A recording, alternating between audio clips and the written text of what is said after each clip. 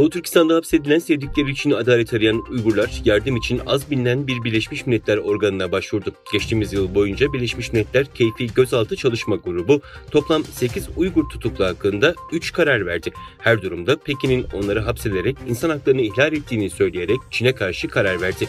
Mart ayında Birleşmiş Milletler İnsan Hakları Yüksek Komiserliği tarafından atanan 5 üyeli bir organ olan çalışma grubu, Çin'den girişimci Ekbar Asad, Dr. Gülşen Abbas ve gazeteci Kurban Mahmut'u derhal serbest bırakmasını istedi.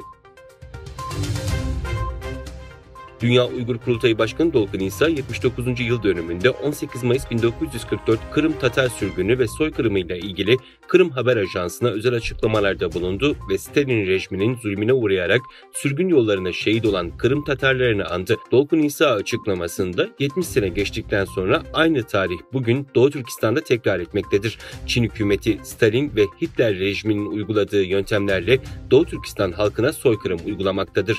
Sürgünde hayatını kaybeden Kırım Tatar halkına Allah'tan rahmet diliyorum. Ümidimiz bu soykırım bitecek. Doğu Türkistan halkı ve Kırım halkı kendi bayrakları altında kendi bağımsızlıklarını kuracaklardır ifadelerini kullandı.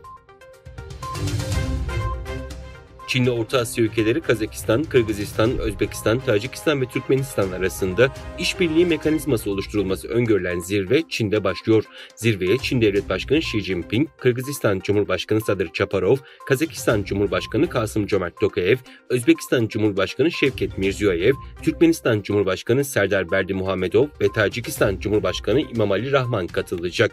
Çeşitli alanlarda ilişkilerin geliştirilmesinin ele alınacağı zirvede liderlerin Çin Orta Asya mekanizmasının oluşturulması konusunda görüş alışverişinde bulunması ve önemli siyasi belgelere imza atması bekleniyor.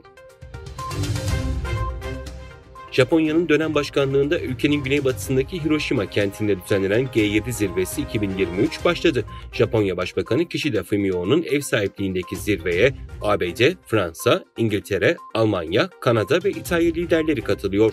21 Mayıs'a dek sürecek zirveye G7 ülkelerinin yanı sıra Avrupa Birliği, Endonezya, Hindistan, Güney Kore, Avustralya ve Vietnam davet edildi.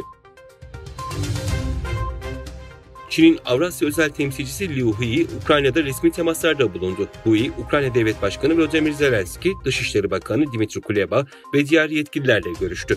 Tarafların Ukrayna krizinin siyasi çözümü ve Çin-Ukrayna ilişkileri konusunda görüş alışverişinde bulunduğu kaydedildi.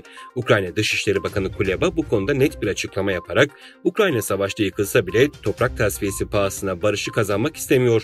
Bu bizim değişmez duruşumuzdur, dedi.